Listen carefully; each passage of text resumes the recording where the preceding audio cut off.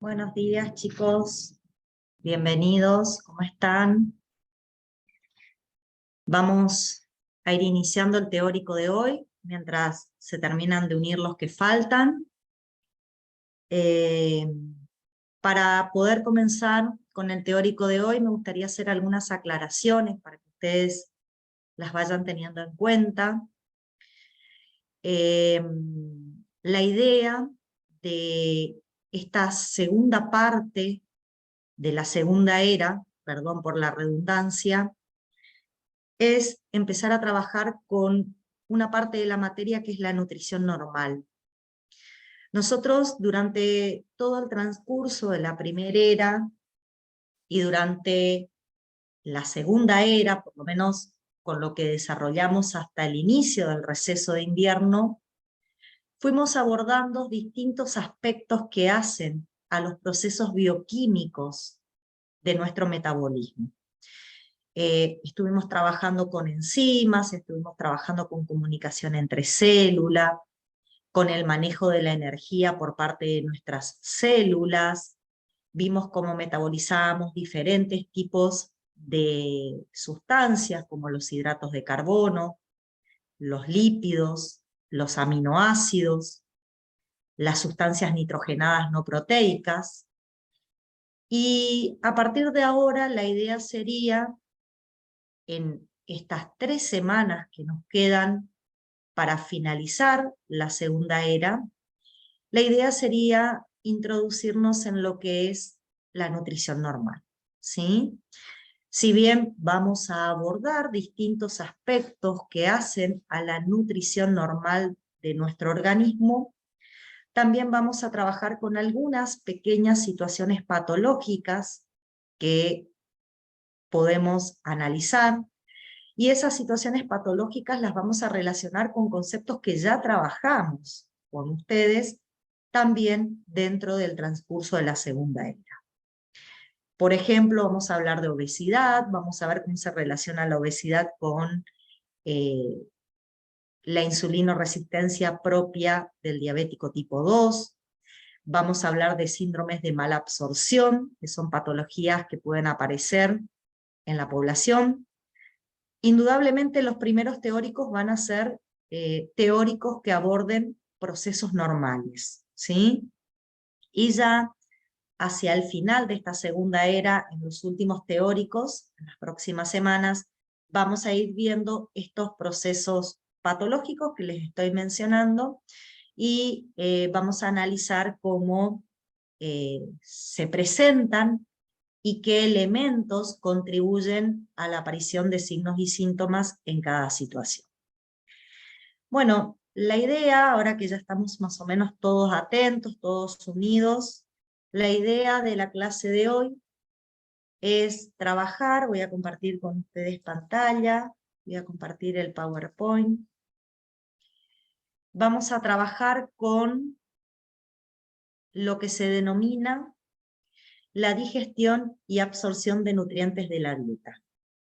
¿Qué es lo que vamos a abordar en este teórico del día de hoy? Bueno, vamos a hablar de qué pasa con los distintos alimentos que nosotros consumimos, cómo sus macromoléculas se digieren, se hidrolizan, se catabolizan, se rompen y terminan formando moléculas mucho más pequeñas, que son las que finalmente nosotros vamos a absorber fundamentalmente en el principal sitio de absorción de nutrientes, que es el intestino, y cómo eso llega a la sangre para después distribuirse en los diferentes tejidos.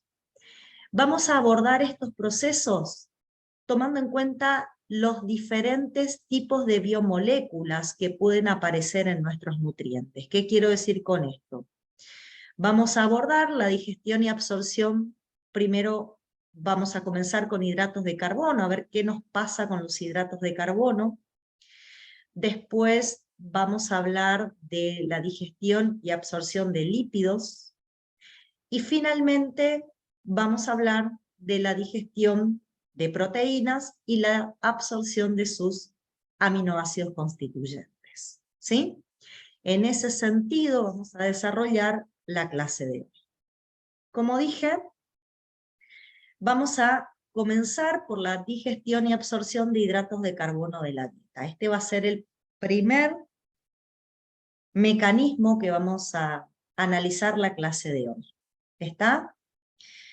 Para poder analizar esto, chicos, hay algo que indudablemente nosotros vamos a tener que pensarlo, porque si yo les digo, bueno, vamos a digerir hidratos de carbono, ahí en la imagen aparecen un montón de alimentos que contienen hidratos de carbono, pero ¿en forma de qué biomolécula aparecen los hidratos de carbono en esos alimentos que ustedes tienen en la imagen?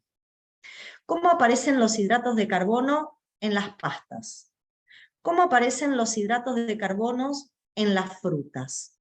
¿Cómo aparecen los hidratos de carbono que yo consumo cuando como un tubérculo, como una batata, una papa? Bueno, eso nos tenemos que preguntar, porque si nosotros vamos a hacer la digestión y la absorción, tenemos que saber de qué biomolécula vamos a partir para ese proceso de digestión y absorción de nutrientes. ¿Se entiende? Así que lo primero que vamos a hacer es preguntarnos qué comemos. ¿Qué hidratos de carbono comemos? ¿Mm? Bueno, los almidones forman alrededor del 50 al 60% de las calorías que nosotros diariamente consumimos en forma de hidratos de carbono. O sea, lo que normalmente consumimos con mayor cantidad son almidones. La pregunta que me tengo que hacer ahora, ¿cuál es? A ver, ¿cómo está formado el almidón? Porque si yo no sé cómo está formado el almidón, no sé cómo lo voy a degradar, no sé qué enlaces tengo que romper. Así que ahí necesito que ustedes recuerden o hagan un poquito de memoria con lo que estudiaron en primer año en bioquímica y repasen cuál era la estructura del almidón. Si lo pensamos, por ahí alguno está un poco más despierto hoy, el almidón está formado por dos polisacáridos que se conjugan, que son la amilosa y la amilopectina. Supongo que les suena esos nombres, ¿sí? Son dos polisacáridos que, como dice, tienen entre 10.000 y 1.000.000 de unidades de glucosa. Sin embargo, la estructura de la amilosa y la amilopectina no son exactamente iguales. Las dos tienen glucosa. ¿Qué es lo que cambia? La forma en que las glucosas aparecen unidas en esas moléculas. Y ustedes van a decir, profe, ¿es necesario que yo sepa cómo está unida la glucosa en cada uno de estos polisacáridos? Sí, chicos, lamento decirles que sí. ¿Por qué? Porque son uniones que vamos a tener que romper, las tenemos que conocer porque las vamos a tener que romper para poder transformar esos polisacáridos, que son macromoléculas muy grandes, en unidades mucho más pequeñas, que es lo que finalmente vamos a absorber a nivel intestinal, y que es lo que va a ingresar a. Entonces, si pensamos cómo estaba formada la amilosa y la amilopectina, la amilosa está formada por glucosas unidas únicamente por enlaces alfa 1,4. Sin embargo, la amilopectina, además de tener glucosas unidas por enlaces alfa 1,4, cada 6, 7, 8 glucosas presenta una ramificación. O sea, la amilosa es una cadena lineal, la amilopectina es como una telaraña, tiene ramificaciones. La mayor parte de las glucosas tienen uniones alfa 1,4, pero en los puntos de ramificación de esa telaraña aparecen uniones alfa 1,6. Hay una unión extra dentro de la estructura de la amilopectina, que es la alfa 1,6, que no aparece en la amilosa. ¿Se entiende? Bueno, además de consumir grandes cantidades de almidón, ¿qué otra cosa consumimos? Y cada vez que consumimos frutas y vegetales, consumimos sacarosa, chicos. Cada vez que consumimos frutas y vegetales, consumimos sacarosa. ¿Qué es la sacarosa? Es un disacárido que está formada por la unión de una glucosa y de una fructosa. Es importante que entendamos cómo está formada la sacarosa, porque en el momento en que yo digiera o hidrolice la sacarosa, tengo que saber qué monosacáridos voy a obtener, qué monosacáridos voy a absorber cada vez que consumo sacarosa. Con respecto a los alimentos derivados de animales, podemos encontrar, por ejemplo, si consumimos fibra muscular, podemos encontrar pequeñas cantidades de glucógeno. Cuando consumimos fibra muscular. En ese caso, el glucógeno también es un polisacárido, y es un polisacárido muy parecido a la amilopectina. O sea, tiene cientos de glucosas unidas en su mayoría por enlaces alfa 1,4 y con ramificaciones por enlaces alfa 1,6. ¿Qué otra cosa puedo consumir dependiendo lo que como? Puedo consumir lo que se llama fibra dietética. La fibra dietética está conformada por la incorporación de celulosa y lignina, que son polisacáridos que nosotros comemos cuando consumimos productos de origen vegetal, porque la celulosa y la lignina son polisacáridos que aparecen en las paredes de las células vegetales. Lo único que tengo que aclarar es que la fibra dietética nosotros no la digerimos ni tampoco la absorbemos. Por lo tanto, si bien forma parte de la dieta, hoy cuando yo hable de la digestión y absorción de hidratos de carbono, no voy a hablar de la fibra dietética porque, como dije, no la podemos digerir y tampoco la podemos absorber. Sin embargo, su consumo es importante y la importancia de su consumo la voy a describir en alguno de los teóricos posteriores.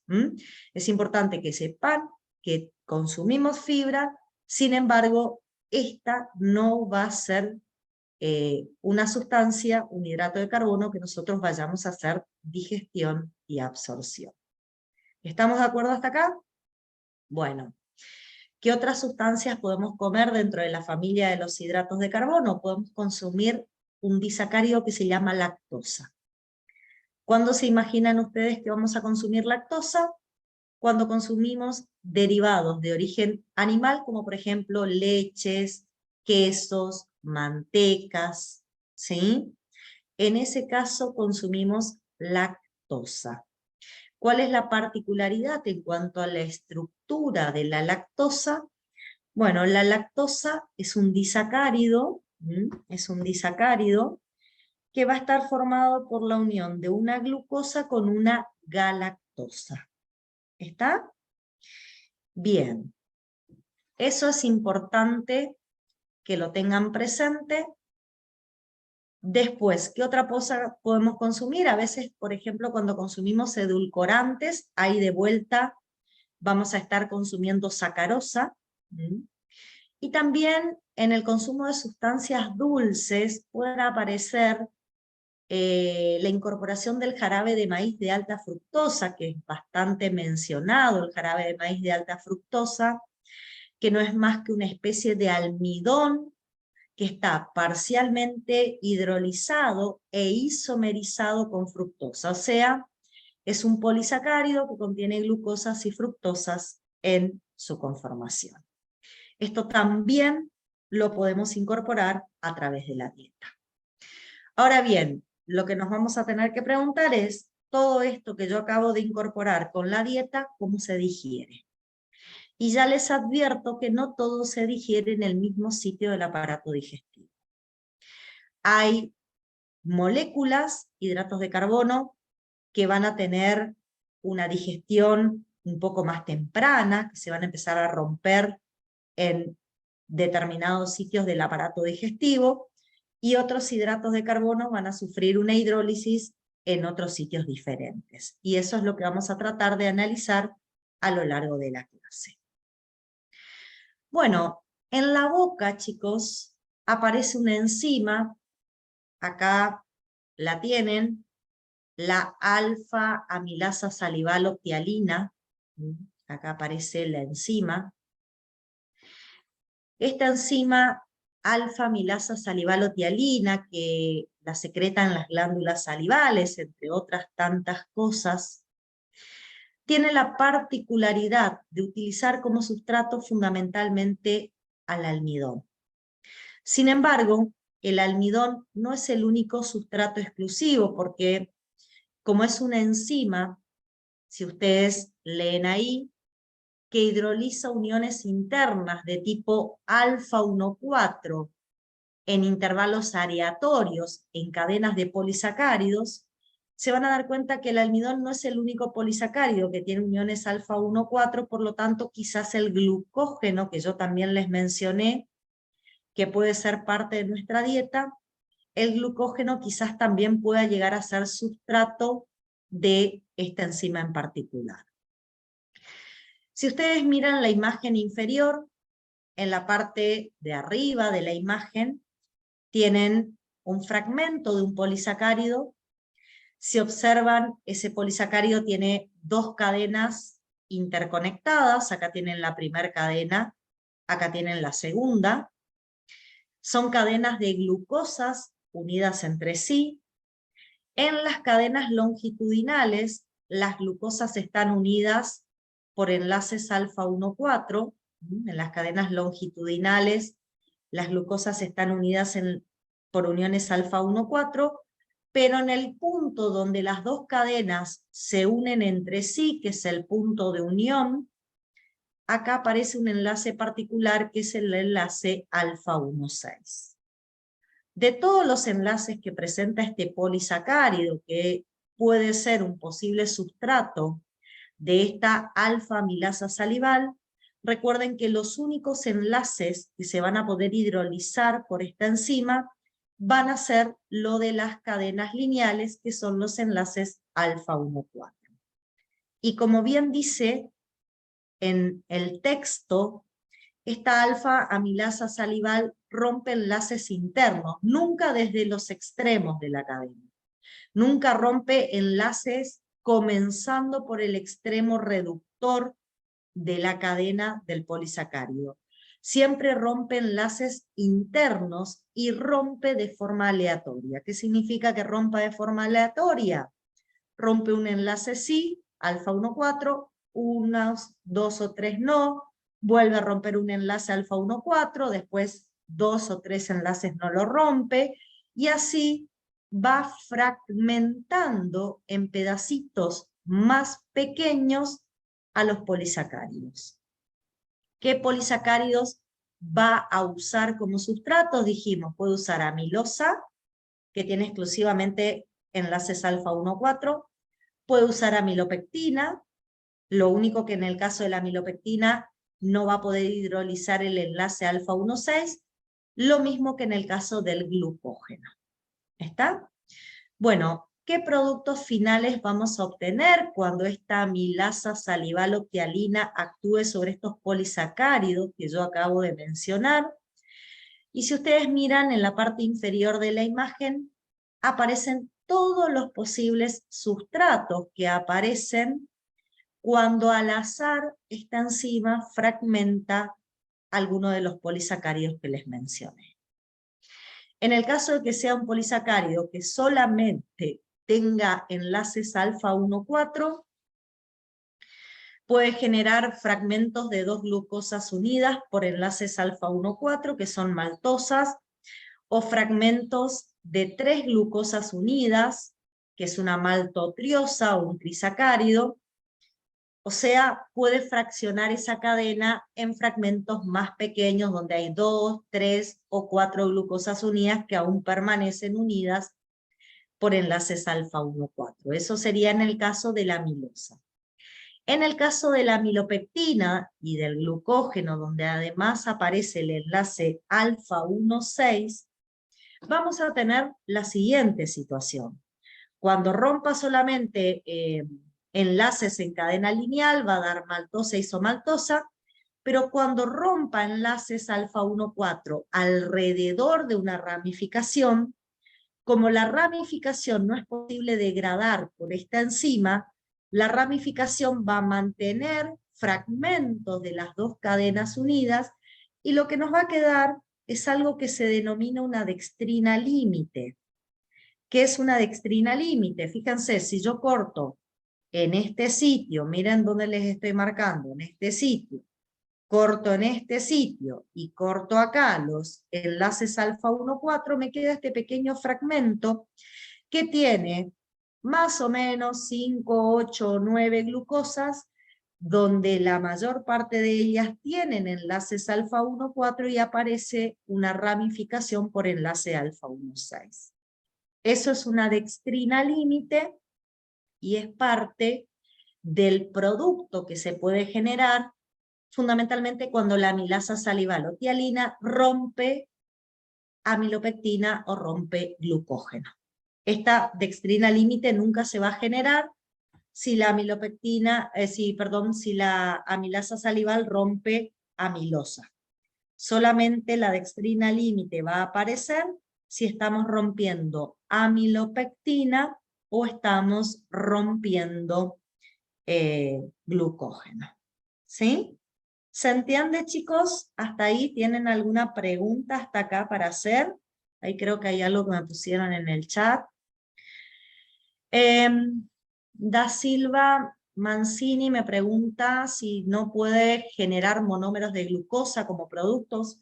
Sí, chicos, podría ser que se generen monómeros de glucosa como producto, es una posibilidad, ¿sí? Es válida lo que me están diciendo. Así que si quieren agregar como un otro posible producto glucosas libres en este punto, lo podrían agregar. ¿Está? Bueno, tenemos un pequeño inconveniente con esta amilasa salival. Ella va a ser funcional mientras mantengamos al polisacárido en la boca. O sea, mientras estemos masticando al polisacárido, la enzima va a ser funcional. Sin embargo, si nosotros hacemos la deglución y enviamos al polisacárido asociado a la amilasa salival al estómago, el pH ácido del estómago va a invalidar la actividad de la enzima porque la enzima pierde su pH óptimo de trabajo. ¿Sí? Y esto nos hace pensar un poquito que la acción de esta enzima no siempre va a ser muy efectiva porque va a depender, como les acabo de mencionar, del tiempo que nosotros mantengamos al polisacárido en contacto con la enzima, pero en la boca. Donde hacemos la deglución, esta enzima deja de generar productos. ¿Está? Bueno, cuando pasa el polisacárido, fíjense que no estoy hablando de digestión de disacáridos todavía. Simplemente dije, en la boca lo único que hidrolizamos son polisacáridos, no hidrolizamos disacáridos. ¿Estamos? Eso tiene que quedar claro.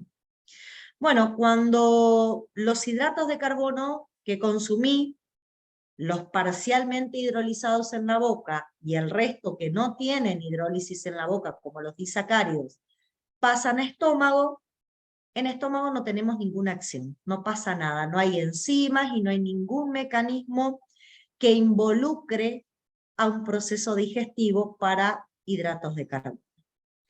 ¿Dónde continúa la digestión de los hidratos de carbono? Continúan en el intestino delgado. ¿Qué nos vamos a encontrar en el intestino delgado? Bueno, nos vamos a encontrar con la secreción del páncreas exócrino. Ahí vamos a tener, por un lado, la secreción de las células acinares y de las células ductuales del páncreas exócrino. Las células ductuares van a secretar bicarbonato fundamentalmente para alcalinizar el duodeno, para alcalinizar lo que llega desde estómago a duodeno. Y las células acinares van a secretar enzimas. En el caso de los hidratos de carbono,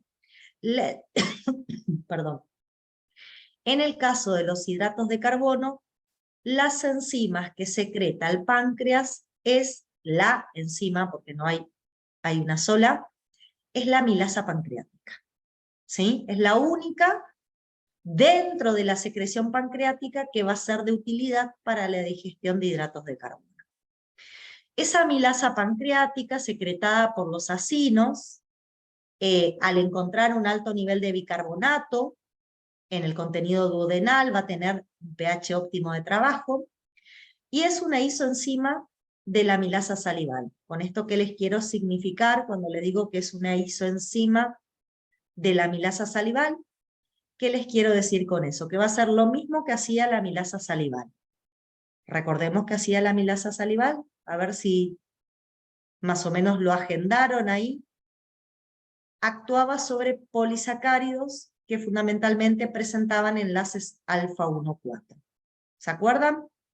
Dijimos que los sustratos de la amilasa salival podían ser la amilosa, la amilopectina y el glucógeno.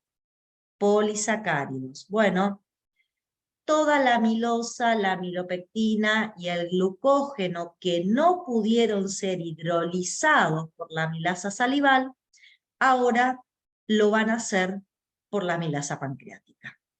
¿Qué se va a formar como producto? Y se va a formar exactamente lo mismo que habíamos formado como producto a nivel de la amilasa salival. Volvamos a la imagen anterior. Sobre estos polisacáridos se pueden liberar moléculas de maltosa, que son 2 glucosas unidas por enlaces alfa 1,4. Se pueden liberar maltotriosas, que son 3 moléculas de glucosas unidas por enlaces alfa 1,4. En el caso de la amilosa y la amilopectina, además de dextrina límites, chicos, esto no les dije, pero se los digo ahora, es válido para la amilasa salival también lo que voy a decir. En el caso de la amilopectina y el glucógeno, además de una dextrina límite, se puede generar una isomaltosa. ¿Qué es una isomaltosa? Son 2 glucosas unidas por enlace alfa 1,6, que sería, si yo corto este enlace y este otro enlace, me queda solamente esto unido, 2 glucosas unidas por enlace alfa 1,6, y eso es un disacárido que se conoce con el nombre de isomaltosa. Entonces, si vamos a la imagen siguiente, se forma disacárido maltosa, isomaltosa, el trisacárido maltotriosa, y se forman dextrinas límites. De nuevo, pero ahora en duodeno a partir de la amilasa pancreática, chicos. ¿Sí? De nuevo, esta amilasa, tanto la que hablamos que estaba en la boca, como la que está en duodeno, secretada por el páncreas, solamente tienen actividad sobre uniones alfa 1,4 internas, no tienen actividad sobre las uniones alfa 1,6 de los puntos de ramificación, por lo tanto, esos enlaces no los pueden romper, y tienen una escasa actividad, chicos, en las uniones alfa 1,4 de los extremos no reductores. Y vuelvo a la imagen anterior, los extremos no reductores son los extremos de las cadenas longitudinales, o sea, donde comienza la cadena longitudinal es el extremo no reductor. O sea, este enlace que está en el extremo va a ser difícilmente hidrolizado por una amilasa, ya sea salival o pancreática. Hidrolizan preferentemente enlaces alfa 1,4 que están en la parte interna de ese polisacárido. ¿Está claro con eso? ¿Entendimos cómo funcionan las amilasas, tanto salival o pancreática, y qué nos generan como producto? Que eso es lo que quiero que sepan. ¿Cómo funcionan y qué productos me generan? Obviamente sobre qué sustratos van a actuar. ¿Está? Pero bueno, si nos ponemos a pensar, a los polisacáridos los transformamos en moléculas más pequeñas, pero aún son moléculas muy grandes para ser absorbidas. Y la verdad es que aún no hice digestión de disacáridos. el polisacárido lo transformé en moléculas más pequeñas, aún muy grandes, y todavía no hice nada con los disacáridos que también pude haber incorporado con la dieta. ¿Qué es lo que aparece entonces? También en duodeno, pero específicamente, como observan en la imagen a la derecha, lo pueden ver de manera visual, adheridas a la membrana del borde en cepillo del epitelio intestinal, hay una serie de glucoproteínas con actividad enzimática. ¿Cómo se llaman esas glucoproteínas con actividad enzimática? Se llaman la familia de las glucosidasas. Me gustaría que lo miren acá. Generalmente estas glucosidasas reciben el nombre de disacaridasas. Dentro del grupo de estas glucosidasas o disacaridasas, chicos, encontramos 4 enzimas o complejos enzimáticos diferentes. ¿Qué enzimas o complejos enzimáticos diferentes aparecen en la familia de las glucosidasas, que como ven en la imagen están adheridas como glucoproteínas a la membrana del borde en cepillo? Bueno, aparece una que es la glucoamilasa, aparece un complejo multienzimático que tiene 2 actividades catalíticas diferentes, el complejo sacarasa isomaltasa, aparece una pequeña enzima que es la trealasa, y aparece la lactasa glucosilceramidasa, que también es un complejo enzimático que tiene más de una actividad enzimática. Entonces, adheridas al ribete en cepillo, aparecen las disacaridasas o glucosidasas, que ahora vamos a analizar qué actividad catalítica tienen. ¿Qué vamos a hacer con estas? Vamos, y escúchenme con atención, vamos a finalizar la hidrólisis de lo que me quedó de ese polisacárido. Vamos a terminar de romper esos fragmentos que yo generé en ese polisacárido a partir de la acción de las amilasas, y vamos a degradar disacáridos. ¿Sí? Eso es lo que vamos a usar. ¿Cuáles van a ser los sustratos de estas enzimas? Algunos de los fragmentos que me quedaron de los polisacáridos después de la acción de las amilasas y algunos disacáridos. ¿Sí? Esos van a ser los sustratos. Primero vamos a empezar con la primera, con la que yo denominé como glucoamilasa. La glucoamilasa es una exoglucosidasa específica para uniones alfa-1,4. O sea, ¿qué quiero decir con esto? Que es una enzima que también va a romper enlaces alfa-1,4 al igual que las amilasas, pero con una diferencia. Rompe los enlaces desde el extremo no reductor. Rompe enlaces alfa-1,4 desde el extremo no reductor. Y acá, por favor, me gustaría volver a una imagen anterior. Y yo que les dije, ¿cuál era el extremo no reductor? La parte final de una cadena lineal de glucosas. O sea, me va a romper este enlace en particular, del extremo no reductor. ¿Y qué me va a liberar? Me va a liberar esta glucosa libre. Y ahí va a ir paulatinamente destruyendo todos los enlaces alfa-1,4 en los pequeños polipéptidos que quedan donde hay enlaces alfa-1,4, siempre desde el extremo no reductor hacia el interior de ese polipéptido. Y va a ir liberando paulatinamente glucosas libres desde polímeros de glucosas unidas por enlaces alfa-1,4. Puede actuar en un polisacárido como la amilosa, puede actuar en los enlaces alfa-1,4 de una dextrina límite, y su producto siempre van a ser glucosas libres. Lo que no puede romper es un enlace alfa 1,6, o sea, a ese enlace lo va a dejar intacto.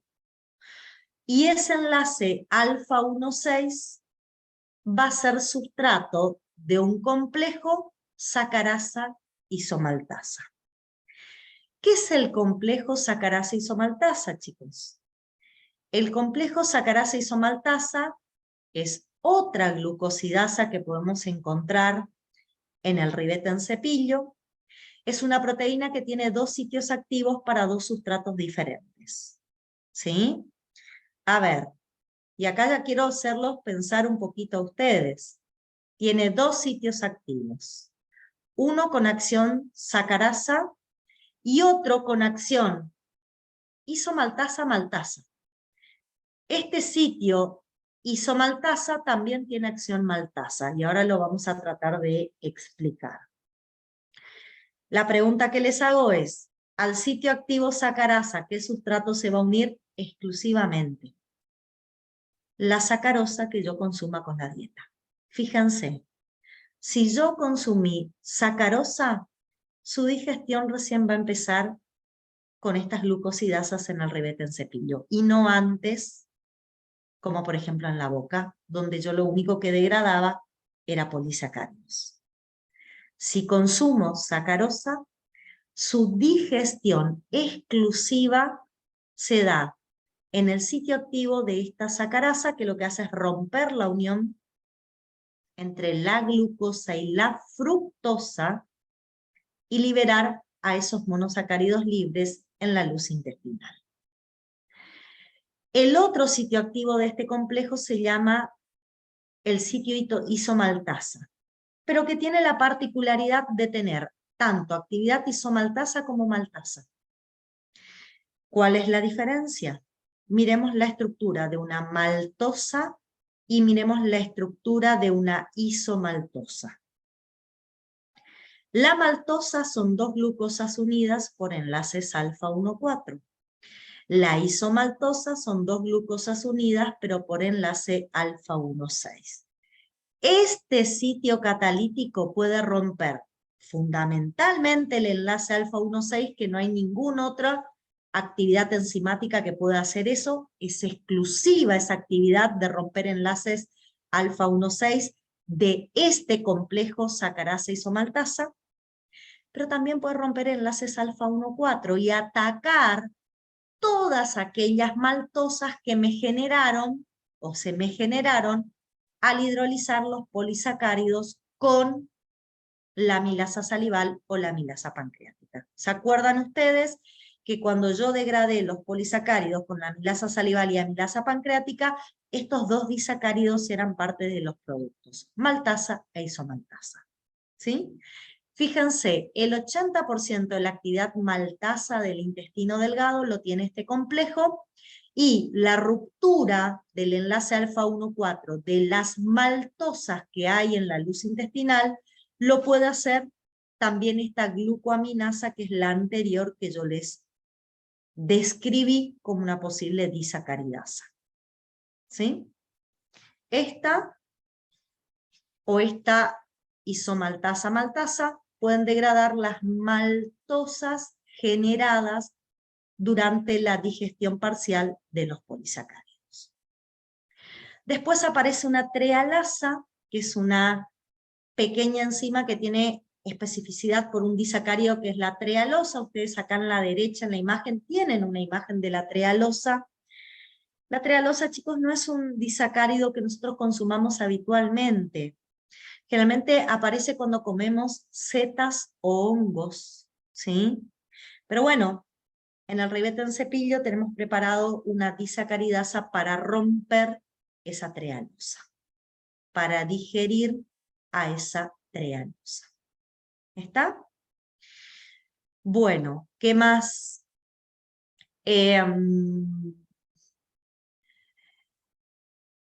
Después aparece el complejo lactasa-glucosil-ceramidasa.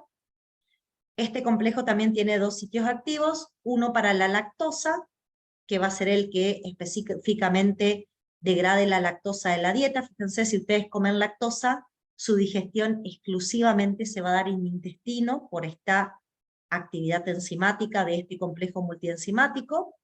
Va a transformar la lactosa en una glucosa más una galactosa, y el sitio glucosilceramidasa lo usamos específicamente para romper enlaces beta en algunos glucolípidos que nosotros podemos consumir. En el glucolípido lo que tenemos es un monosacárido, que puede ser una glucosa o una galactosa unida a una ceramida, y bueno, ese enlace beta entre la glucosa o la galactosa y la ceramida es hidrolizado por esta glucosilceramidasa.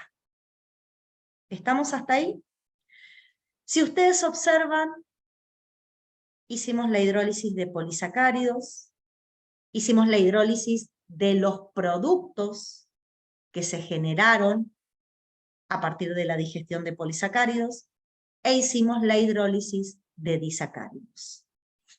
Transformamos todos los hidratos de carbono de la dieta en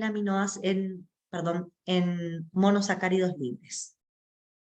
Transformamos todos los carbohidratos de la dieta en monosacáridos libres. Una vez que tengo únicamente monosacáridos en la luz intestinal, ¿qué es lo que vamos a hacer? El proceso de absorción. Sin embargo, hay algo que quiero que sepan, y es que no todos los hidratos de carbono que yo consumo con la dieta tienen la misma velocidad en su digestión y en su absorción.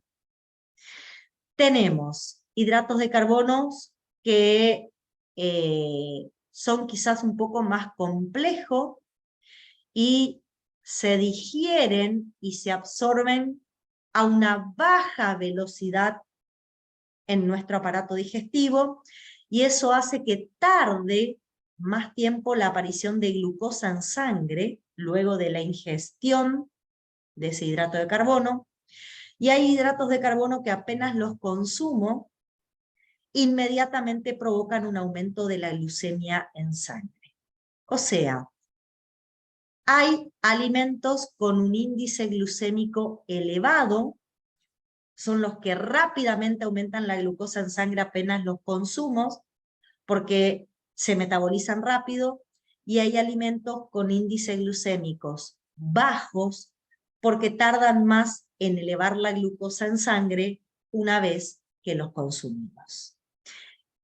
Esto es importante que ustedes reconozcan, porque después, cuando tengan que recomendar una dieta en un paciente, es importante que sepamos cuáles son sus índices glucémicos, sobre todo para trabajar con pacientes que tienen alterado el proceso o algún mecanismo nutricional, ¿sí?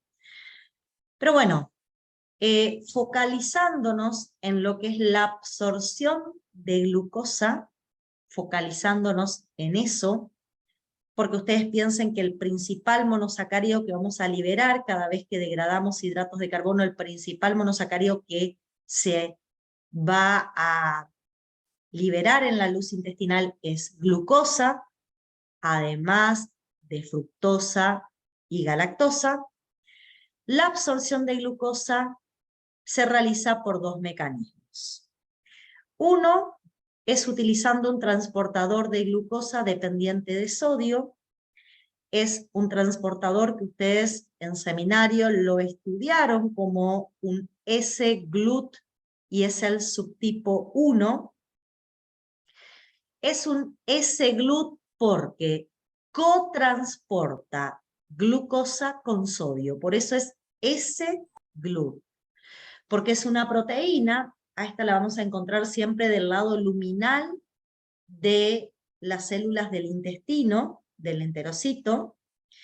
Ese S-GLUT va a permitir el cotransporte de glucosa con sodio hacia el interior del enterocito, aunque también es una proteína que puede permitir el cotransporte de galactosa con sodio al interior del enterocito. O sea, por esa misma proteína puede entrar glucosa acompañada de sodio o puede entrar galactosa acompañada de sodio. Desde el punto de vista fisiológico, chicos, esto es un transporte activo secundario. ¿Y cómo se lleva adelante este transporte activo secundario?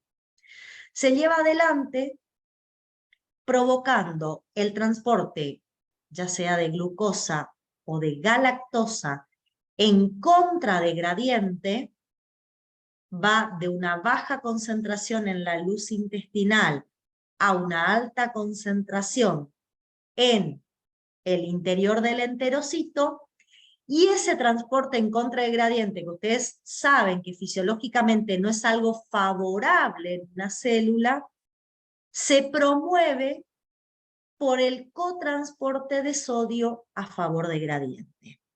¿Y cómo logramos que exista un transporte de sodio a favor de gradiente? ¿Cómo logramos que siempre haya alta cantidad de sodio a nivel extracelular y baja cantidad de sodio a nivel intracelular?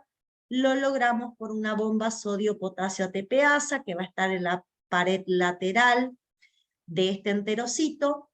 Esta bomba sodio-potasio ATPasa siempre va a mantener bajos niveles de sodio dentro del enterocito y va a favorecer este cotransporte de glucosa o galactosa en contra de gradiente, acompañada de sodio a favor de gradiente. Una vez que la glucosa o la galactosa están en el interior del enterocito, salen a través del lado seroso del epitelio intestinal, de la célula intestinal, salen hacia sangre por transportadores facilitadores de glucosa que ustedes conocen con la sigla GLUTs. ¿Qué particularidad tenían los GLUTs, chicos? Eran transportadores de glucosa a favor de gradiente. En el caso del lado seroso, yo tengo el GLUT2, que lo que hace es exclusivamente permitir el transporte de glucosa y galactosa que se ha acumulado dentro del enterocito hacia la sangre sin gasto de energía a favor de gradiente. ¿Sí? Pero quiero que vean en la imagen que tienen frente a ustedes, me gustaría que vean que no solamente tenemos un GLUT en el lado seroso del enterocito. ¿Dónde más pueden observar un GLUT? Fíjense en el lado luminal. Fíjense acá. ¿Qué aparece? Aparece también un GLUT, y es el GLUT5. ¿Sí? El GLUT5, que aparece exclusivamente en el lado luminal, también puede permitir el transporte de glucosa a favor de gradiente, pero habitualmente prefiere la fructosa. La fructosa que está en la luz intestinal utiliza el GLUT5 para atravesar la pared del lado luminal del enterocito, transportarse a favor de gradiente hasta el interior del enterocito y luego por el mismo GLUT2 que permitía la salida de glucosa y galactosa hacia la sangre, la fructosa sale a sangre y se metaboliza. ¿Qué hacemos con la glucosa, la galactosa y la fructosa ahora en el sistema porta, en la circulación portal? ¿Qué hacemos? La glucosa va a ir al hígado y se va a transportar a otros tejidos para ser metabolizada, y la galactosa y la fructosa, si ustedes recuerdan, eran fundamentalmente capturadas por el hígado y sufrían el metabolismo que ya estudiamos en las clases anteriores. ¿Está? Entonces, si observan, acá pueden ver cómo se absorbe la glucosa, y también les conté cómo se absorbe la galactosa y la fructosa, que en la imagen anterior también lo pueden visualizar. La galactosa tiene exactamente el mismo mecanismo de absorción a nivel intestinal que la glucosa, y la fructosa tiene una absorción particular, que es la que también les acabo de comentar. ¿Sí? Bueno, ¿alguna pregunta hasta acá? ¿Algo que quieran saber? ¿Algo que necesiten que les aclare? ¿No? Vamos a pasar entonces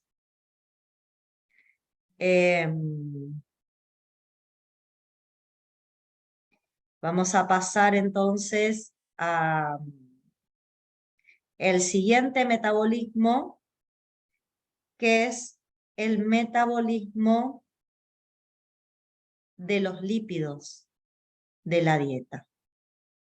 ¿Sí? Bueno, arrancamos con el metabolismo de lípidos. Para poder empezar a hablar del metabolismo de lípidos de la dieta, lo primero que nos tenemos que preguntar es, ¿qué tipo de lípidos comemos? ¿Qué lípidos aparecen en los alimentos que consumimos? Y les cuento que los triacilglicéridos son las grasas más importantes de la dieta de los seres humanos. Lo que principalmente comemos son triacilglicéridos. Sin embargo, cuando consumimos alimentos de origen animal, también comemos colesterol.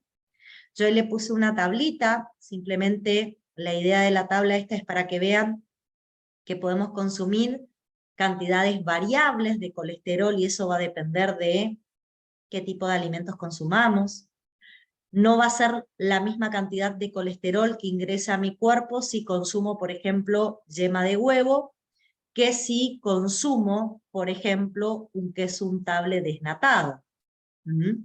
Por cada 100 gramos de yema de huevo yo voy a estar incorporando 200 miligramos de colesterol y por cada 100 gramos de un queso untable desnatado voy a estar incorporando solamente 50 miligramos de colesterol. Pero bueno, independientemente de eso, el colesterol también es una biomolécula que nosotros vamos a incorporar junto con los alimentos, al igual que también los fosfolípidos. También incorporamos fosfolípidos cuando nos alimentamos. Por lo tanto, ¿qué es lo que vamos a tener que digerir? Fundamentalmente triglicéridos, aunque también vamos a tener que hacer la digestión de colesterol y de fosfolípidos. Vamos a empezar a describir cómo degradamos los triglicéridos, cómo digerimos los triglicéridos. Pero antes de que yo les cuente cómo se digieren los triglicéridos, les quiero pedir que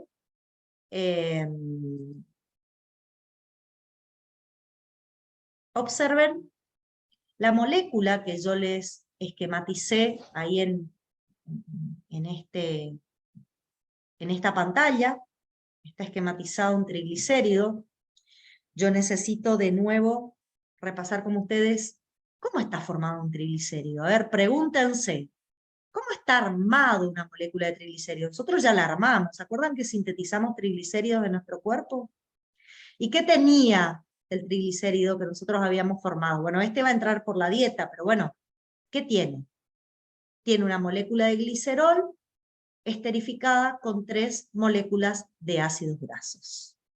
Los ácidos grasos que están unidos al glicerol pueden ser ácidos grasos de cadena corta, de cadena larga, ácidos grasos saturados, ácidos grasos insaturados. ¿Se entiende lo que estoy diciendo?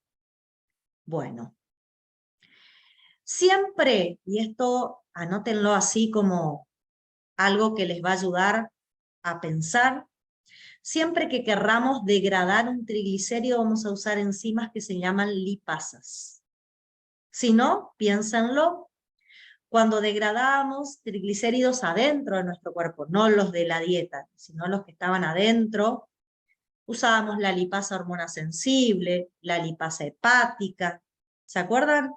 Bueno, ahora para degradar triglicéridos de la dieta, también voy a usar lipasas, pero lipasas que aparecen en el aparato digestivo. ¿Qué hace una lipasa? Rompe enlaces ésteres liberando ácidos grasos de esa molécula de glicerol. Nosotros en la boca tenemos una lipasa lingual y a nivel del estómago tenemos la secreción de una lipasa gástrica. Pero les quiero contar que en personas adultas, esta lipasa lingual y esta lipasa gástrica no suelen ser activas. No suelen tener mucha actividad biológica. ¿Por qué? Porque son lipasas que tienen afinidad por triacilglicéridos que tienen unidos ácidos grasos de cadena corta o media. Son lipasas que rompen enlaces ésteres cuando el ácido graso es chiquitito. Y los triglicéridos que nosotros comemos habitualmente no tienen esa particularidad. Donde habitualmente hay triglicéridos con ácidos grasos de cadena corta, en la leche de vaca. ¿Sí? Por lo tanto, ¿en qué personas o en qué población va a ser más funcional la lipasa lingual y gástrica? En niños y en bebés, donde es elevado el consumo de leche de vaca. En adultos, ¿hay consumo de leche de vaca? Sí, pero es mucho, mucho menor que en un niño o en un bebé. Por eso la digestión de triglicéridos por estas dos lipasas en ácidos grasos libres es mucho más débil. Y les cuento una cosa. Las lipasas del aparato digestivo en general solamente rompen los enlaces ésteres del primer carbono del glicerol y del tercer carbono del glicerol. No suelen remover, no suelen eliminar el segundo ácido graso. Por lo tanto, normalmente cuando actúan cualquiera de estas lipasas, se generan como productos dos ácidos grasos libres y un monoacilglicérido. ¿Sí? Lo van a ver acá. Generalmente las lipasas actúan sobre las posiciones 1 y 3 del glicerol, produciendo ácidos grasos libres y un 2-monoacilglicerol. Esos van a ser los productos. ¿Cuál es la lipasa más importante de los adultos? Una lipasa que la secreta el páncreas hacia el duodeno. Por lo tanto, fíjense lo que yo digo, normalmente en las personas adultas los triglicéridos de la dieta recién se empiezan a digerir a nivel intestinal, con la secreción pancreática que libera una lipasa pancreática. Antes de hablar de esa lipasa pancreática, yo les puse algo que se los puse en mayúscula y se los puse en negrita, porque realmente quiero que les llame la atención. Y es lo siguiente. Normalmente, para que los lípidos puedan ser digeridos, tienen que estar emulsionados. ¿Qué significa que se emulsionen? Significa que necesito que se separen, que no estén agrupados. Y ustedes me van a preguntar, pero profe, ¿y por qué hace esa aclaración? Hago esa aclaración, chicos, porque yo estoy metabolizando triglicéridos, que son sustancias totalmente hidrofóbicas. Y la digestión en boca, estómago, intestino, se lleva a cabo en un medio donde hay mucha agua.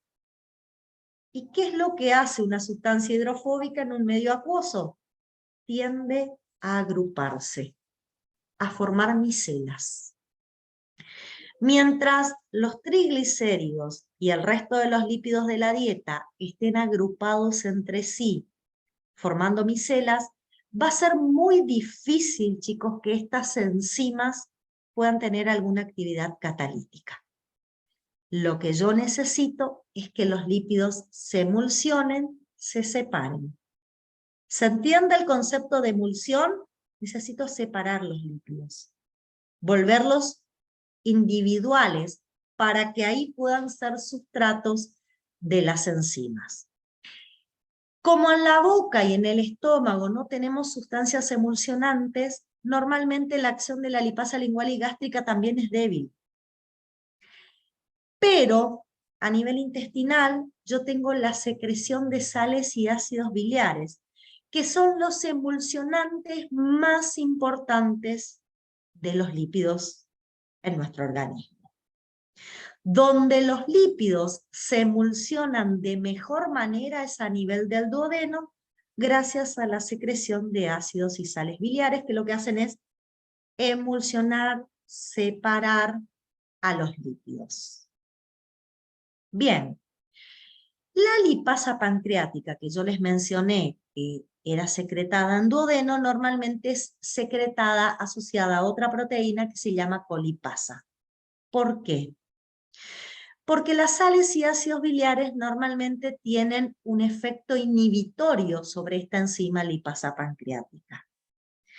Sin embargo, como lo pueden leer acá, la colipasa se une a la grasa de la dieta emulsionada por las sales biliares, se asocia a la lipasa y libera la inhibición de las sales biliares, permitiendo que la lipasa, en este caso pancreática, hidrolice los triglicéridos de la dieta en 2 ácidos grasos y un 2-monoacilglicérido. Por esto es importante no solo la emulsión, sino que la lipasa pancreática que se libera lo haga acompañada de la colipasa. ¿Estamos de acuerdo? ¿Alguna pregunta hasta lo que dije acá? ¿Alguien quiere hacer alguna consulta? Entonces, resumiendo, ¿dónde ocurre la mayor digestión de triglicéridos de la dieta? En duodeno, donde necesito la secreción pancreática y necesito la secreción biliar. ¿Sí? ¿Me siguen hasta ahí? Bueno. Sí, profe. Dale, genial. Bueno, pero a ver, yo bien dije, el lípido que consumimos con mayor cantidad son los triglicéridos. Sin embargo, ¿qué les dije? También podemos comer colesterol y fosfolípidos, que también tienen que sufrir una digestión.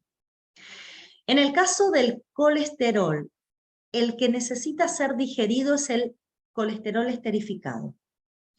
El colesterol libre no tiene inconveniente en su absorción, no necesita digestión. Repito, el que necesita digestión es el colesterol esterificado. ¿Cómo digerimos el colesterol esterificado? Lo digerimos también gracias a una enzima de secreción pancreática, que es la colesterol esterasa. También necesito las sales biliares para emulsionar los lípidos, para que esta enzima actúe de una mejor manera. Y lo que hace es romper esta colesterol esterasa, el enlace éster, rompe el enlace éster, acá se lo estoy marcando, entre el ácido graso y el anillo de colesterol de ciclopentano peridrofenantreno, dejando un ácido graso libre y un colesterol libre como producto de esta reacción. Y en el caso de los fosfolípidos que pueden ingresar a través de la dieta, los fosfolípidos van a ser hidrolizados por una enzima también de secreción pancreática, en este caso se llama fosfolipasa 2. El único inconveniente que tiene esta fosfolipasa 2 es que cuando se secreta, cuando se secreta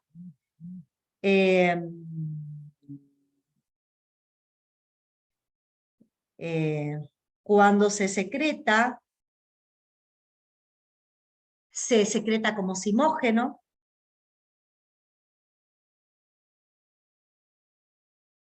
Un segundito.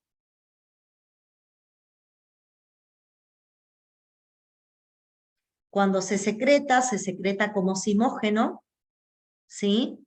Y es activado, ¿se acuerdan cómo activábamos simógenos? Rompiendo un enlace y separando el péptido inhibidor, se activa por una enzima que se llama tripsina, que ya lo voy a mencionar dentro de un momento. ¿Sí? ¿Estamos hasta ahí? ¿Me siguen? ¿Qué hace la fosfolipasa 2 cuando se activa? Y acá quiero que vean. ¿Ven? Este es el fosfolípido. Acá está la estructura del glicerol. Bueno, hidroliza el enlace éster del segundo ácido graso, del ácido graso que está unido, perdón, al segundo carbono del glicerol del fosfolípido. Son glicerofosfolípidos estos. Me va a romper el enlace éster del ácido graso unido al segundo carbono del glicerol. Y me va a generar un ácido graso libre y un lisofosfolípido. ¿Sí? Entonces, ¿qué me va a quedar en la luz intestinal? Va a llegar los lípidos de la dieta en el duodeno, en la luz intestinal, va a ocurrir la principal acción digestiva de los lípidos de la dieta. Para eso necesito la secreción biliar, la secreción pancreática. ¿Y qué productos finales voy a tener? Bueno, voy a tener ácidos grasos libres, voy a tener 2 monoacilgliceroles, voy a tener colesterol libre, lisofosfolípidos, y no me tengo que olvidar que también tengo vitaminas liposolubles, que las incorporo por la dieta y no necesitan digestión. Todas estas sustancias que yo les mencioné se van a empaquetar, se van a agrupar con ayuda de sales biliares. Van a formar pequeñas gotas con ayudas de sales biliares. Esas micelas emulsionadas con sales biliares van a viajar a través de una capa de agua que hay entre la luz y la superficie de la célula epitelial, o sea, van a generar como una capa de unión entre la luz y la superficie del epitelio de este ribete en cepillo, y lo que va a ocurrir es que los ácidos grasos, los 2 monoacilglicéridos y los otros lípidos de la dieta van a ser absorbidos. Y acá, chicos, después se los voy a agregar en el Power, pero escríbanlo. Los lípidos van a entrar por una difusión pasiva. ¿Qué significa? Sin gasto de energía atraviesan libremente la bicapa lipídica. El pasaje es por una difusión pasiva. Lo único que van a ingresar son los productos de la digestión de los lípidos, y las sales biliares van a quedar en duodeno para después transformarse en sales biliares secundarias y absorberse en otros sitios del aparato digestivo. ¿Se acuerdan que hablamos del metabolismo de las sales biliares? ¿Se acuerdan que después de participar de este proceso ya se transformaban en sales biliares secundarias y terminaban siendo absorbidas en el ilion terminal y volviendo por la circulación enterohepática al hígado? ¿Recuerdan esa información? Ya lo habíamos trabajado en alguna clase anterior. Bueno, hay una sola situación que se las puse acá en la parte ya final del texto. Esto por ahí es importante que lo tengan presente. Generalmente los ácidos grasos de cadena corta y media, los que tienen entre 4 y 12 carbono, no requieren de sales biliares para su absorción. Directamente hacen esto que yo dije hoy, difusión pasiva a través de la pared de las células intestinales, pasan al interior del enterocito, y del interior del enterocito pasan al sistema porta, donde son transportados directamente al hígado. Lo que no les mencioné, y es importante que ustedes recuerden, todos estos 2 monoacilglicéridos, ácidos grasos libres, el colesterol libre, el lisofosfolípido, que ingresaron por difusión, ayudados por las sales biliares, y ahora están adentro del enterocito, se van a volver a conjugar o combinar. ¿Qué quiero decir? Que el 2-monoacilglicérido se va a volver a transformar en un triglicérido uniendo 2 ácidos grasos, que el colesterol libre se va a volver a transformar en un colesterol esterificado, incorporando un ácido graso, que los lisofosfolípidos van a volver a ser fosfolípidos por la incorporación de un ácido graso. Esos lípidos reconstituidos ahora dentro del enterocito se combinan, y a ver si se acuerdan, con una ApoB48, esos lípidos reconstituidos, absorbidos desde la dieta y reconstituidos en el interior del enterocito, se van a combinar con una ApoB48 que va a salir por la linfa. Y a ver alguno que todavía está despierto, ¿en forma de qué? ¿Cómo aparece en la linfa esa combinación de lípidos de la dieta con ApoB48? No se los voy a decir yo, me lo van a Los tener... kilomicrones, profe. Exactamente, los kilomicrones nacientes. Bien ahí. Gracias. Bueno, fíjense, la digestión y absorción fundamentalmente es intestino más que nada. ¿Está? ¿Quedó claro esto? ¿Alguien quiere hacer alguna pregunta en particular? ¿Algo que quieran que repasemos? Si no pasamos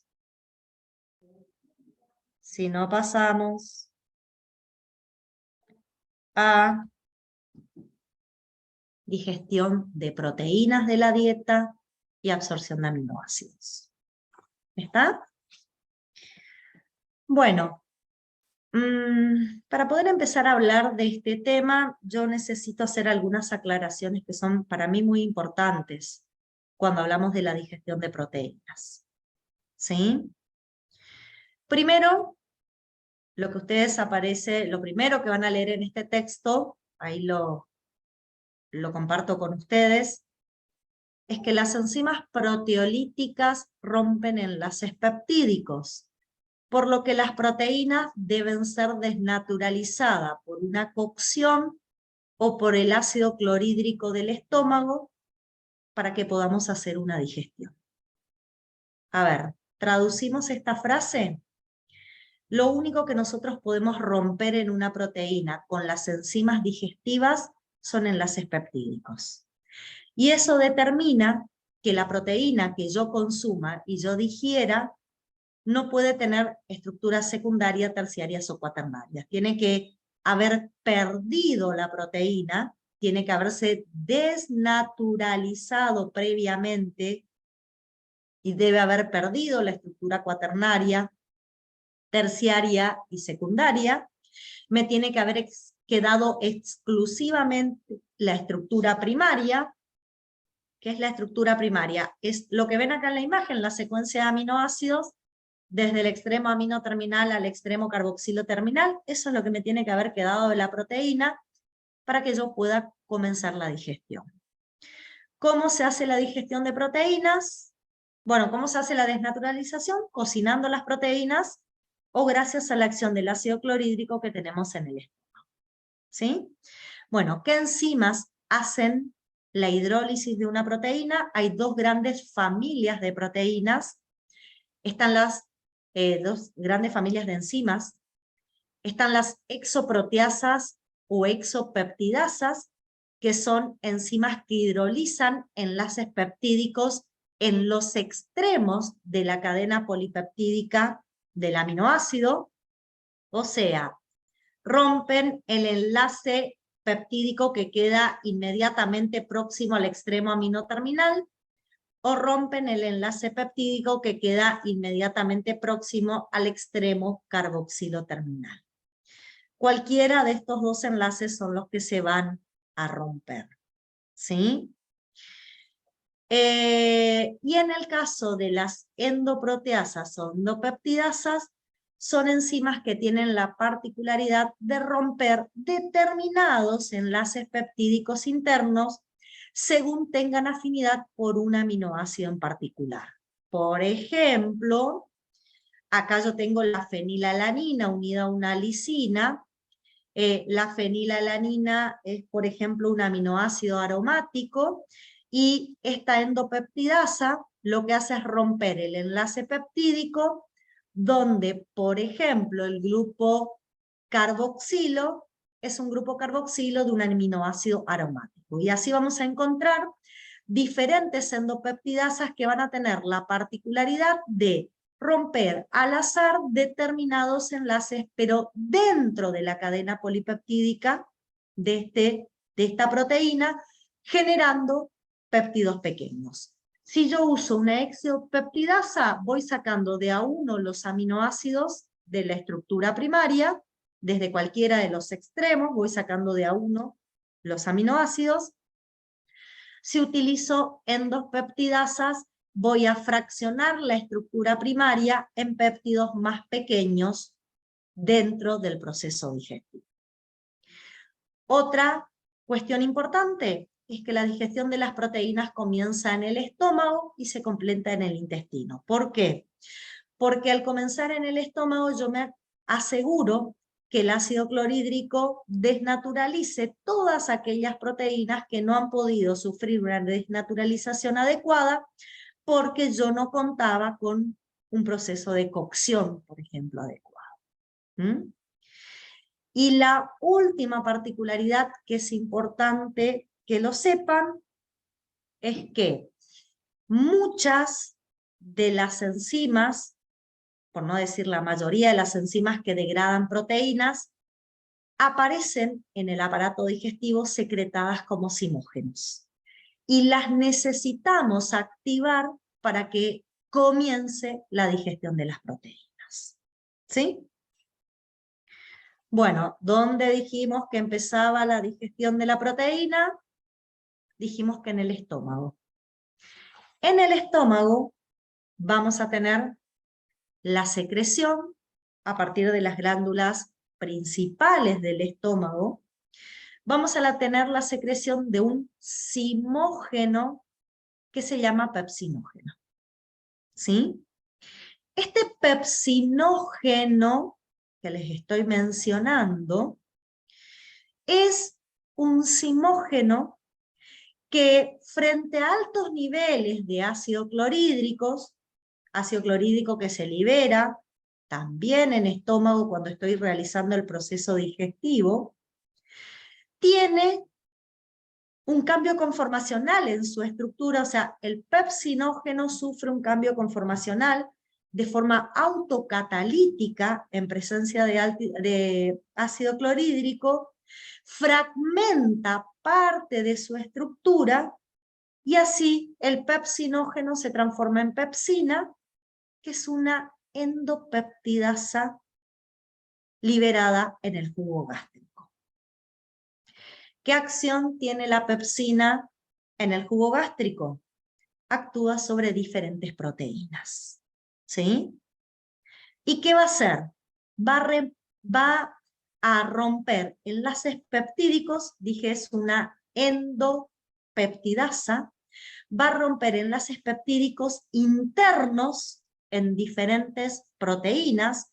Acá les dice que corta fundamentalmente uniones peptídicas donde el grupo carboxilo proviene de un aminoácido aromático, de un aminoácido acídico. La verdad, chicos, es que no pretendo que sepan con tanta especificidad, pero sí que reconozcan que es una endopeptidasa y que, por lo tanto, lo que me va a generar son péptidos más pequeños, partiendo de la estructura primaria de una proteína, y algún que otro aminoácido libre liberado de la estructura primaria de la proteína. ¿Qué hace la pepsina? Transforma la estructura primaria de una proteína en péptidos más pequeños y en algunos que otros aminoácidos libres. En estómago, además de la pepsina, no tenemos ninguna otra enzima que pueda digerir proteínas. ¿Dónde continuamos con la digestión de proteínas? Yo les dije que la digestión de proteínas la vamos a continuar a nivel del intestino delgado. ¿Con qué nos vamos a encontrar en el intestino delgado? nos vamos a encontrar con las proteasas pancreáticas. ¿Qué son las proteasas pancreáticas? Son zimógenos liberados por la secreción pancreática, y acá, chicos, me detengo un momento.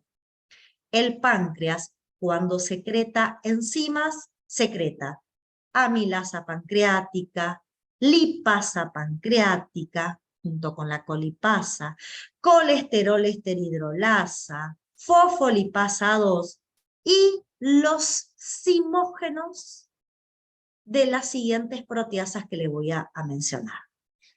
¿Qué zimógenos tiene la secreción pancreática? Acá lo tienen de alguna manera en este cuadro, lo tienen separados. En la secreción pancreática aparece como zimógeno el tripsinógeno, esto aparece en la luz intestinal, aparece el tripsinógeno, el quimiotripsinógeno, la proelastasa y la procarboxipeptidasa. Y acá, chicos, fíjense, un detalle. La mayor parte de las enzimas que secreta el páncreas se pueden secretar activas. La amilasa pancreática se secreta activa, la lipasa pancreática con la colipasa se secretan activas, la colesterol esterasa se secretan activas. Sin embargo, algunas enzimas pancreáticas como la fosfolipasa 2, el tripsinógeno, el quimiotripsinógeno, la proelastasa y la procarboxipeptidasas se secretan como zimógenos y en la luz intestinal se tienen que activar únicamente. Bueno, hablando de las proteasas que secretó el páncreas, ¿cómo las activamos a esas proteasas? Bueno, la activación de la primera que se tiene que activar es el tripsinógeno. El tripsinógeno se activa con una enzima que libera la célula intestinal, el enterocito. La enzima que libera el enterocito se llama enteropeptidasa o enterocinasa. El término enteropeptidasa o enterocinasa hace referencia a una enzima liberada por el enterocito y que lo que hace es fragmentar el tripsinógeno, separar el péptido inhibidor y dejarme la forma activa de la enzima, que es la tripsina. La tripsina como enzima tiene dos acciones diferentes. Por un lado, puede actuar sobre el resto de los zimógenos y transformarlos en las formas activas. ¿Qué quiero decir con esto?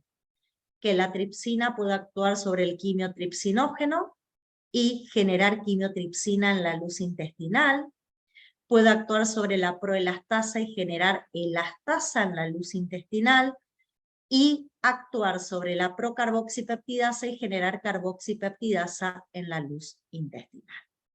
La otra acción de la tripsina es que es una endopeptidasa, al igual que la quimiotripsina y la elastasa. Estas tres endopeptidasas lo que van a hacer es actuar sobre diferentes estructuras primarias de proteínas que ahora están en la luz intestinal, van a fragmentar como endopeptidasas enlaces peptídicos internos de esa estructura primaria de la proteína y me van a generar péptidos pequeños y algunos que otros aminoácidos libres que van a aparecer en la luz intestinal. Por su parte, la carboxipeptidasa es una exopeptidasa. ¿Qué hace una exopeptidasa? Rompe enlaces peptídicos en uno de los extremos, ya sea de péptidos o de estructuras primarias de proteínas. ¿Qué extremo tiene afinidad la carboxipeptidasa? Tiene afinidad por el extremo carboxilo.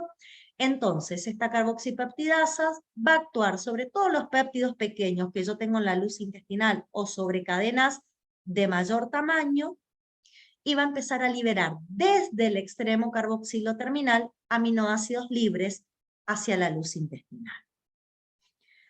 Además, en el intestino, un segundito, chicos, se me está terminando la batería.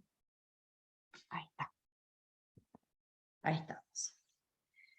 Bueno, le decía, además, en el intestino producidas por las células del epitelio intestinal, aparece una segunda exonucleasa que es la aminopeptidasa.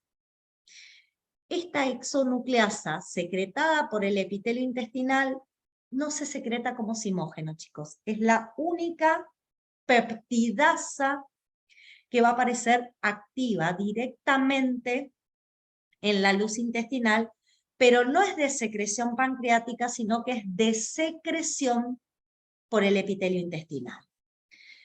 ¿Qué significa que sea una exonucleasa? Significa que va a cortar extremos de la estructura primaria de una proteína.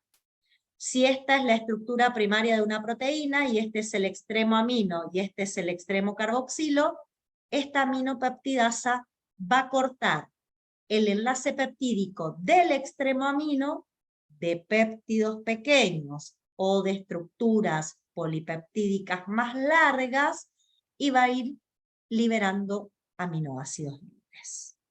¿Sí? Bueno, ustedes tienen que imaginarse que la estructura primaria de una proteína, esa cadena de aminoácidos, va a ser atacada por diferentes enzimas, algunas como la pepsina va a actuar en estómago, las otras van a actuar en la luz intestinal. ¿Y qué es lo que tenemos que lograr con esta digestión?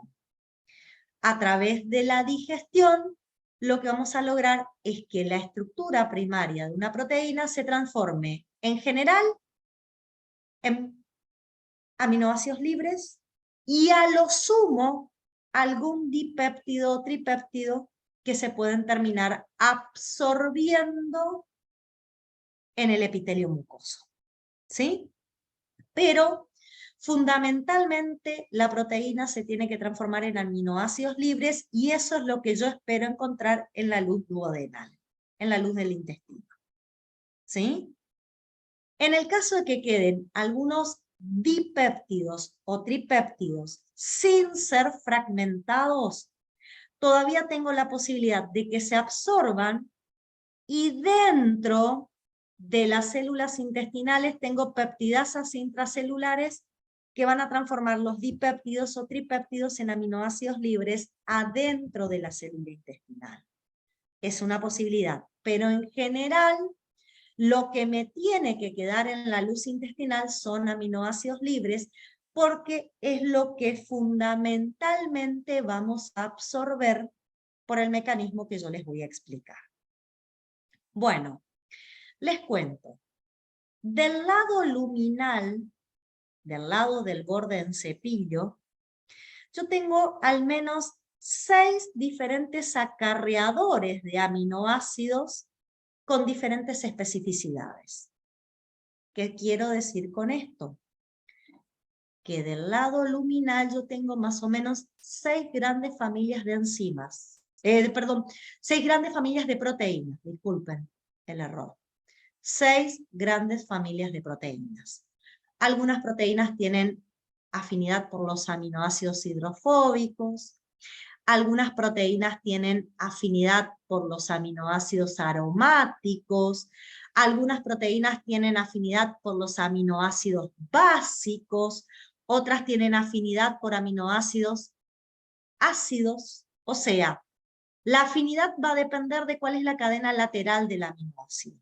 ¿Sí? Hay 6 proteínas diferentes que transportan diferentes tipos de aminoácidos. ¿Y cómo es el transporte? El transporte de la luz intestinal por estos transportadores es dependiente de sodio. ¿Qué quiero decir? El aminoácido va a ingresar al enterocito acompañado o cotransportado con sodio. Algo parecido a lo que dije para la glucosa y la galactosa, solamente que ahora son proteínas acarreadoras de aminoácidos las que están permitiendo esto que vuelve a ser un cotransporte secundario activo. ¿Por qué digo que vuelve a ser un cotransporte secundario activo? Porque acá el aminoácido es transportado desde la luz al interior del enterocito en contra de gradiente, acarreado o cotransportado por el sodio que ingresa a favor de gradiente. Y el bajo nivel de sodio que favorece el ingreso de aminoácidos, lo sostengo por una bomba sodio-potasio ATPasa que está en el lado lateral de este enterocito. ¿Sí? Bueno, los aminoácidos ingresan por acarreadores semiespecíficos para determinados tipos de aminoácidos por un cotransporte activo secundario con sodio. ¿Estamos de acuerdo? Una vez que los aminoácidos están dentro del enterocito, su salida del lado seroso del enterocito y su paso a la sangre ocurre por transportadores de tipo facilitados. Transportadores que permiten el pasaje de aminoácidos a favor de gradientes son pequeñas proteínas canales que permiten el pasaje de aminoácidos a favor de gradiente desde el interior del enterocito hacia la sangre. Así, todos los aminoácidos que yo logré generar en la luz intestinal llegan al sistema porta. Los aminoácidos de la dieta por el sistema porta son transportados al hígado. Estamos en posingesta. ¿Qué hace el hígado con los aminoácidos? Si tengo una dieta en contenido normal de aminoácidos, el hígado usa los aminoácidos para sintetizar proteínas. Si tengo una dieta con exceso de aminoácidos, el exceso de aminoácidos, el hígado lo cataboliza y lo transforma en energía o en ácidos grasos, como en algún momento ya les mencioné. ¿Está? De esta manera hacemos la digestión y la absorción, digestión de proteínas y la absorción de aminoácidos de la dieta. Bueno, chicos, esto es lo que les quería contar en el teórico de hoy. Quería saber si además quieren hacer alguna pregunta, algo que consideran que no se entendió, que no quedó claro en lo que les conté.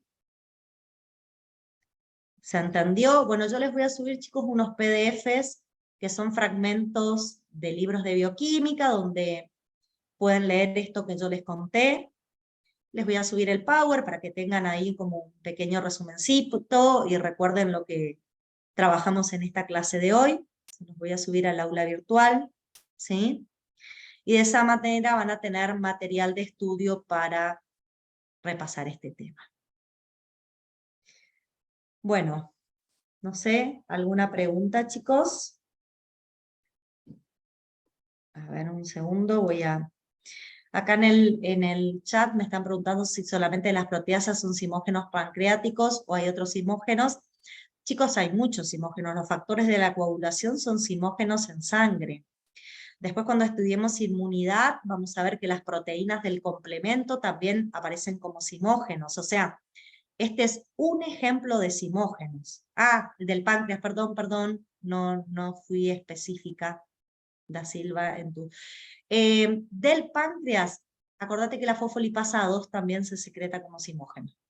Y es una enzima para degradar fosfolípidos, no para degradar proteínas. Ah, dale, ahí nos pudimos entender. Genial. Bueno, ¿alguna otra preguntita? ¿Alguien que quiera consultar algo? Pueden conectar micrófonos. No hay más preguntas. Bueno, chicos, si no hay más preguntas. A ver, acá me están haciendo preguntas de otros teóricos. ¿Qué temas entran en el parcialito, en el segundo parcialito de esta semana? Chicos, todo lo que es metabolismo de aminoácidos y de productos nitrogenados no proteicos, junto con los casitos clínicos que vimos, ¿se acuerdan? Gotas, Parkinson, ACV, todo lo que yo desarrollé a partir de aminoácidos.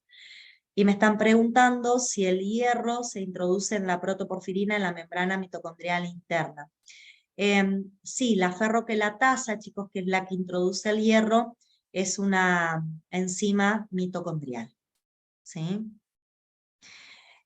Con respecto a la clase de hoy, me están preguntando qué es lo más importante que tienen que saber. ¿Saben lo que yo les recomiendo para la clase de hoy, chicos?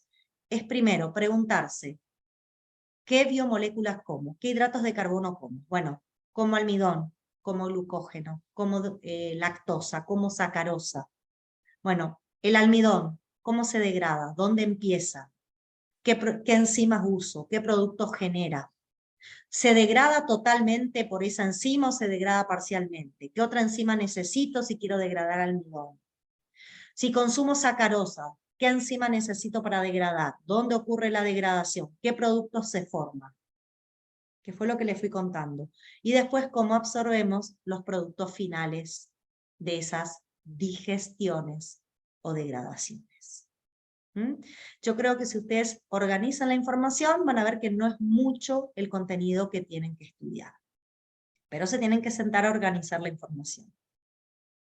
¿Está? Sustratos, enzimas, ubicación, productos, excelente. Eso es lo que tienen que saber. Bien ahí por el aporte. Lo que siempre les pido, chicos, siempre pido lo mismo. Por ahí les cuesta identificarlo en el teórico cuando les voy describiendo, pero es lo que más o menos en general siempre se pregunta. ¿Está? Bueno, no sé si alguien quiere hacer alguna otra pregunta. Si no, agradezco a todos los que están ahí conectados. Con receptores metabolotrópicos asociados a proteína G del glutamato, ¿qué efecto tiene? En general, el glutamato es un neurotransmisor excitatorio, chicos. Así que fundamentalmente va a tener efectos excitatorios. Es otra pregunta que están haciendo. No sé si hay alguna otra pregunta. ¿No? Bien. Nos vemos la próxima, chicos. Que sigan bien. Hasta luego. Gracias por estar ahí del otro lado. Chau, chau. Chao, gracias, profe. No, a ustedes, chicos, gracias.